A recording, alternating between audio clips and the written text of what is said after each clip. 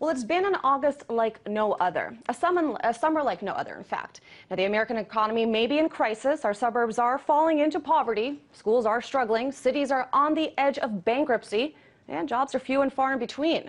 But Congress is out on its annual summer break. Now, I do want to give our elected leaders some credit. They have, of course, been working very, very hard on numerous critical issues. For example, working hard to avert the first ever downgrade of our prized AAA credit rating, or making sure that the 14.1 million Americans who are currently out of work have some sort of hope for the future. Now, if you get all of your information from cable news like I do, that you'll know that crisis has in fact been averted. We can finally move on to the stories that actually genuinely matter. Take a look. But we are being told that the 3 people in custody are, in fact, the 3 siblings of the Doherty gang. The FBI is now part of the investigation looking for Robin Gardner. She's the 35-year-old woman who was on vacation with a man she had met online before she vanished. We're about to see Charlotte's new face for the very first time. That's right. With nothing else going on in the world, I think it's absolutely fair to say that Congress deserves a break. I mean, why exhaust yourself dealing with the American people, I mean, just the men and women who elected them into office in the first place, when you can spend an entire week relaxing right here? Think of a 24-hour Mediterranean city.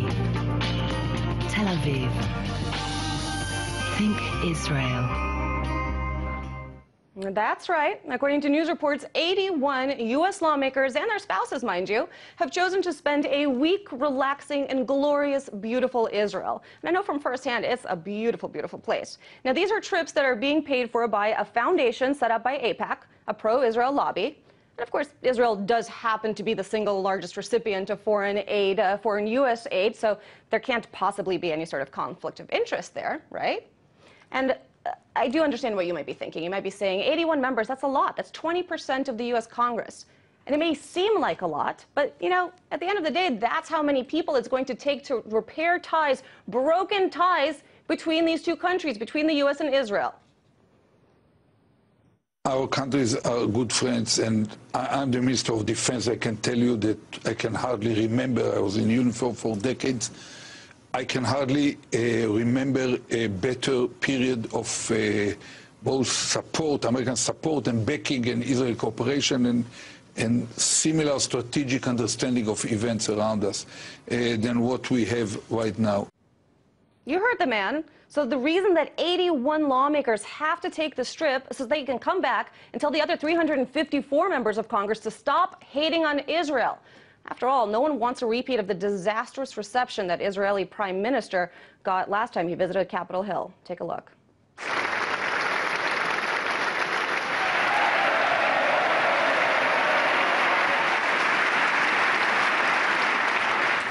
And like I said, it's an August like no other. Well, joining me now for more on this is activist Adam Shapiro. Adam, thank you so much for joining us.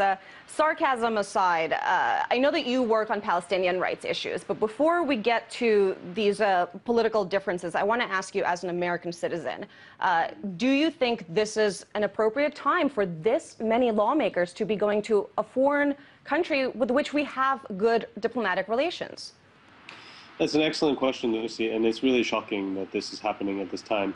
I mean, we look around the world, we see uprisings in countries from the Middle East to Africa, and now even in Europe, in London, in Greece, and other countries in Europe, where people are rising up in the streets, questioning their lawmakers, questioning their politicians about the policies that they're enacting, specifically related to economic issues. And here we have the United States now the markets are going crazy. Poverty, as you mentioned, is expanding into the suburbs. People their schools are falling apart. And our lawmakers are taking a vacation in the one country in the world where there's really no reason for American policymakers to be going to. U.S.-Israeli relations, as the clips you showed from Prime Minister Netanyahu's visit to the Congress, are probably at an all-time high, albeit the issues in the region between the Israelis and Palestinians are at an all-time low. Nonetheless, there's really no reason for these congressmen to be going. I guess the only question is, why aren't the other 80% also on this trip? That is an excellent question. But of course, AIPAC has a long history of supporting and donating finances to U.S. lawmakers. But what about this political situation, this current climate that we're in, do you think accounts for why this unprecedented size trip now? I mean, lawmakers have been going over to Israel for years, but this is 20% of the U.S. Congress. I mean, that's a huge, huge chunk. I think it actually underscores what has been going on for a few years now, which is that Israel is under unprecedented pressure from civil society around the world, including in the United States, where people's movements are starting to recognize and understand that the status quo between the Israelis and the Palestinians and in general in the Middle East is untenable. And in particular, U.S. support, financial support and political support for Israel is untenable moving forward. We've seen over the last few months in the Arab countries in the region democratic uprisings by people demanding human rights, demanding respect, demanding their own citizenship back. And part of their demands have also been about the foreign policies in the region, specifically related to the Palestinians. In the West, in civil society, we have boycott efforts underway, which are expanding at unprecedented rates. And I think Israel feels challenged. It feels that it is under threat in terms of military or weapons. It's a threat in the hearts and minds of people. And the Palestinian side is finally making a difference. Now, Adam, and your connection is a little shaky there, so I hope we don't lose you. But let's talk about some of the numbers, since the economy really is story number one right now. What is the cost, in your estimate, to the U.S. taxpayers in terms of America's support for Israel? What are the numbers that we're looking at right now? We're looking at over $3 billion a year in military aid alone, and then there's an additional $3 billion a year in non-military aid. And this is to a country that has a credit rating not that much lower now than the United States, and a country that is an advanced industrial country. Israel has a military industry which produces its own weapons. It doesn't need United States weapons at this point. All it does is provide Israel with military superiority so that it continue to harass its neighbors and attack its neighbors, as it did in Lebanon and continues to do often with Lebanon and with the Palestinians. But see, some U.S. dollars do go to Palestine to help, for example, rebuilding infrastructure and other humanitarian projects. Do you ever get the sense that maybe the money is sort of going to competing causes? I wouldn't say it's going to competing causes. The amount that the United States gives to the Palestinians is well under, it's only a few $100 million, which is a lot these days. But the point is that often, as you mentioned, what the money goes to is reconstruction of things that Israel destroys. So the United States pays $10 million, $15 million to build a road or a school or a hospital or a clinic or something like that. Israel, with American-made weaponry, goes and destroys it, and then the United States or Europe has to go pay to rebuild it again. So it's an unending cycle on the Palestinian side, and on the Israeli side is an unending cycle of continuing to give without any questions about where that money is going, why it's being used, and what ultimate policy this is achieving. But, you know, these lawmakers do have to answer to their constituents, and we are entering an election year. What do you think they'll be able to say to their constituents in terms of what the American people are getting back through their taxpayer dollars?